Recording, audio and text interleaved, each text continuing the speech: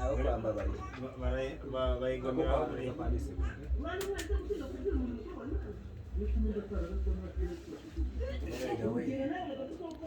Kazi kuri Kado Studio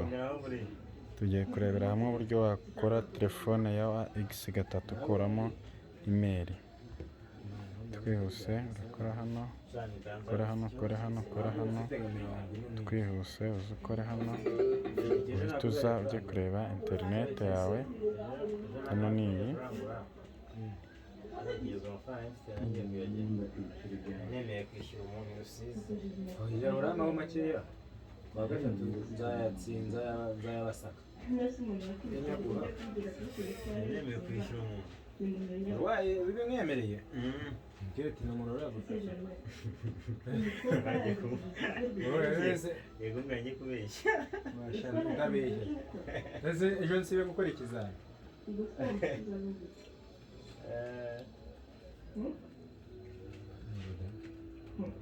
nakutangiye kure ndi nawe ndashaka ntabwo ndayagurayo ahubwo wowe ubona izina ntubare umuntu nashyire ikirahure mu gitondo cyasa musanga kandi yakinnye nimugoroba ngo anyemerera senkari arambwira ngo ninyimushyire telefone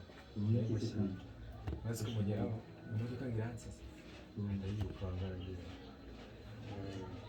ntabwo hari umuntu duhora tubana buri munsi ayobora muri wese nyine no mu mutipe turirimbana nta muntu w'urukundo ndabigenga kandi njye nawe tuzahura ejo nyuma ya saa muri epeti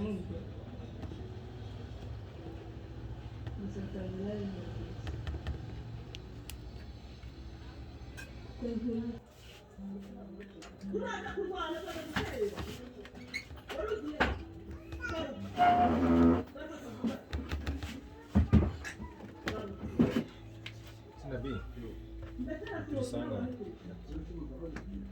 usanga nyine usanga ryari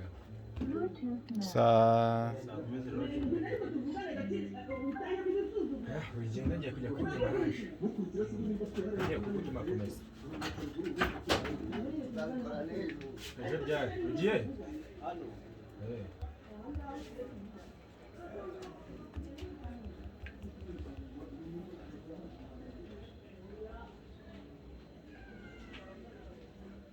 Samu biragenda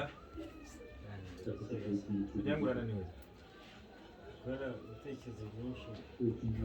no kuryama cyane waryamiriye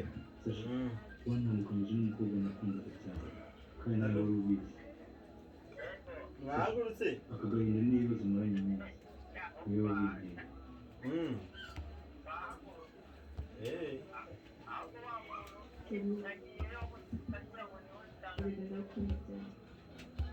Porque isso tá